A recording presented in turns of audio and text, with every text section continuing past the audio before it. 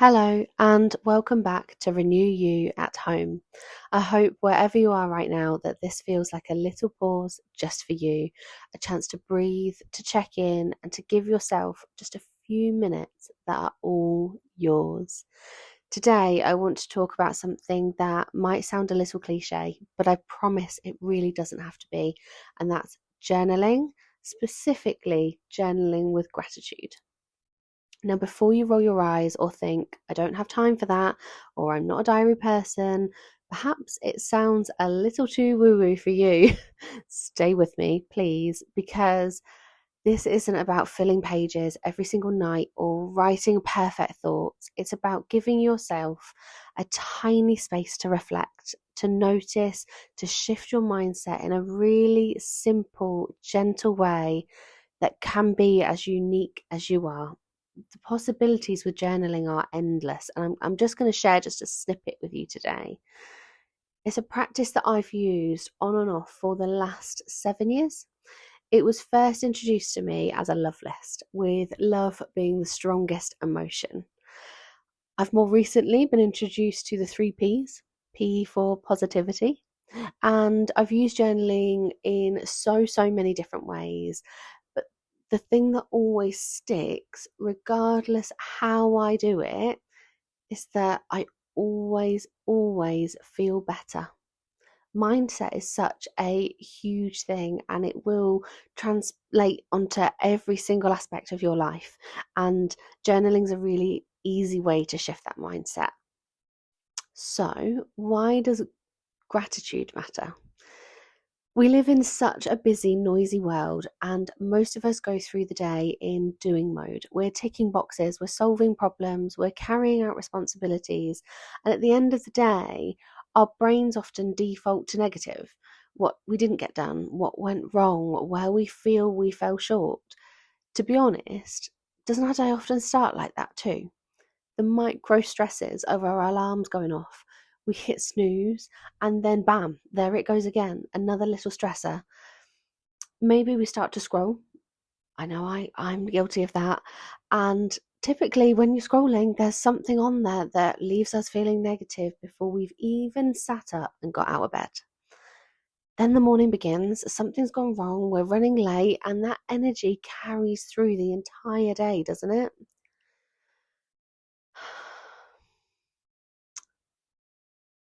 When we introduce gratitude in our journaling, it's like a little reset button. It's a way of reminding ourselves that actually something good happened today. Actually, there were moments of joy, even if they were tiny. And if we begin our day with a bit of gratitude journaling, let's say, imagine the difference with some positive energy carrying through our whole day. Imagine the difference that that could make. And the science backs it up. Gratitude practices are shown to calm the nervous system, lower stress, improve sleep, but more importantly, they bring us back to ourselves. They help us notice the small things that make life feel softer. I've practiced this with my husband before. He started a new job and he was so overwhelmed that things were different. And he kept saying he'd had this awful day. And I said, just think of 10 good things. And that could even be that you were earlier home, that your dinner was good. Like, it doesn't have to be big things. The incredible thing about our brains is that we cannot think a positive and negative thought at the same time. So when we're journaling positively, we're filling our mind with that good energy and just pushing out the negative. Now, there definitely are some myths that you've probably heard with journaling, so let's bust them. I know journaling can sound intimidating. You might imagine this beautiful book, neat handwriting, pages filled with deep reflections. It can be romanticized, that's for sure. And if that's your thing, wonderful. I will say I am absolutely a girl who believes a fresh, beautiful notebook will change my entire life. It never really does, but I like to think that it will. What I'm saying is, it doesn't have to look like that. A journal could be a scrap of paper on your bedside table. It could be a note on your phone. It could even just be a quiet moment in your head just before bed. There's no right way to do it. The point is noticing, not necessarily performing. But with that said, there is just something about putting pen to paper that does seem to have more impact. So I definitely urge you to try a physical pen and paper if you can. Don't let that stop you though, is kind of what I'm getting at. So, how do we start journaling? At the end of the day, try writing down 3 things that you're grateful for. That's it. They don't need to be big. As I've said before, even the smaller the better. So things like the first sip of coffee when the house is still quiet. If you can wake up to a quiet house, that is. Some days I can, some days I can't. Those days that I can, that's something to be grateful for. Maybe a smile from someone in the supermarket. Maybe it's a hug that lingered just a little bit longer than usual. Maybe it's the feeling of fresh sheets on your bed. I know I often like to talk about, often when I'm journaling, I can hear the birds tweeting outside, or my dinner was really good, or even I'm grateful for the fact that I've sat down to journal, because that's something we should be grateful for. When you start looking for these positive things and you notice them, you'll notice them more and more, and that's where the magic happens. You begin to train your brain to focus on what's good and not just what's been hard. And then the more you go, the bigger the number of grateful things will be. You'll start with 3, and maybe it is that 10, maybe it's 20, maybe you're filling a page. It really it just gets easier and easier, and finding positive things can feel difficult at the start. But like I said, the more you do it, the easier it will feel.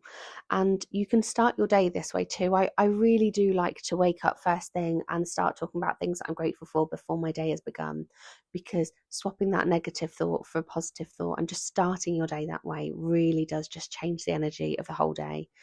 But morning or evening or in the middle of the day, even, it really doesn't matter. It's just getting started and just putting pen to paper and finding those grateful things. I always say regular doesn't have to mean daily. Daily is incredible, but maybe it's once a week on a Saturday morning when you start your weekend well. Maybe it's the last thing you do on a Sunday evening to get ready for the week ahead. Maybe it's just once a month where you feel like you've lost yourself a bit. And maybe it's only when life feels heavy and you need a reminder of the good. As always, there is no pressure, there is no rule book. Gratitude journaling should feel supportive, not like another task on your to do list. If I can encourage you to do one thing, it's just those 3 P's, the 3 positive things about your day. It is such an easy, not time consuming thing to start with. And again, it doesn't matter when you're doing it, really. Journaling can be that easy, but also journaling can be anything.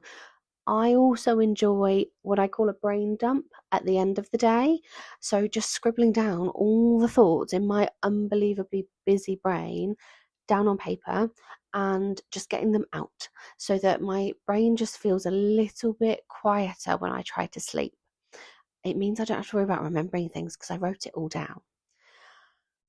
It can be as simple as checking in on a to-do list daily, even, and actually getting that never ending to-do list that is in our brains down on paper, helping us to reset and free up that mental space. And actually, we then start to see it and we can actually action those things rather than just letting it spiral in our brains. Other prompts that you can do is more like a question and answer format. That can be really, really powerful. You might ask yourself, what made me smile today? What felt heavy today? How can I let that go? What do I want more of in my life right now? What's something that I'm proud of, no matter how small that or big that may be? Who or what brought me comfort today? Sometimes the prompts could even be forward looking. So, what am I most looking forward to this week? What's one small step that I can take towards a goal that I really care about? That's another amazing one, actually. What's one thing that I can do that gets me closer to my goals? One tiny thing each day. Oh, incredible.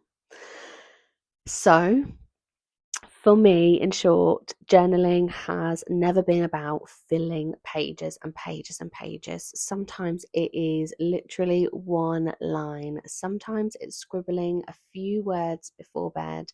And some of the best reflections that I've had weren't in a quiet, perfect moment at all. Sometimes those thoughts have been sitting in the car while I'm waiting to pick my little girl up, or scribbling in the notes app on my phone in between clients.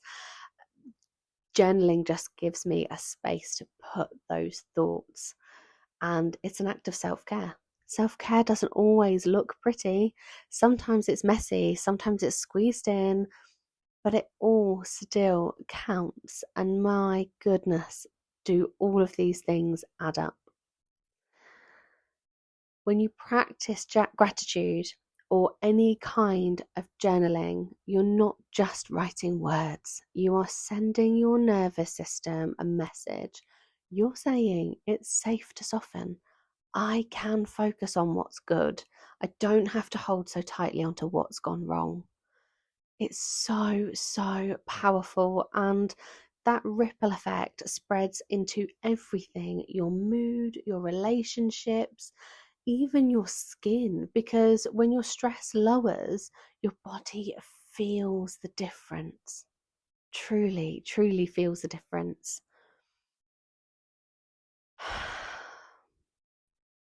Okay, so if I could just invite you to do one thing this week, try writing down those 3 things you're grateful for. I'll keep going on about that because it's just the easiest way. Just once, just see how it feels. Don't worry about being poetic or profound. Don't worry about the right way to do it. Just notice and give yourself permission to let the small things matter, and see that as an act of self-care. It's not all bubble baths and roses.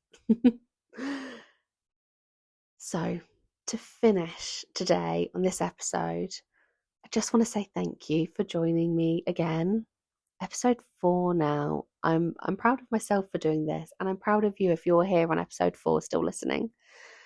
I hope it's inspired you to see journaling not as another job, but as a tiny ritual that brings you back to yourself. And if you'd like a little accountability, maybe even share your 3 things with a friend or with me. I'd love to hear your gratitude list. It is a moment just for you. But if you want that accountability, send them my way. I love to hear it. And sharing that positivity, now we're taking it next level. Next time, we'll be moving on to a topic I think so many of us need to hear. And that's how stress shows up on your skin and why our skin can be a mirror of what's happening inside. Something a bit different for us. But for now, take a deep breath, soften your jaw, and remember, even in the busiest of days, there are always little sparks of good. You just have to pause long enough to notice them. Until next time.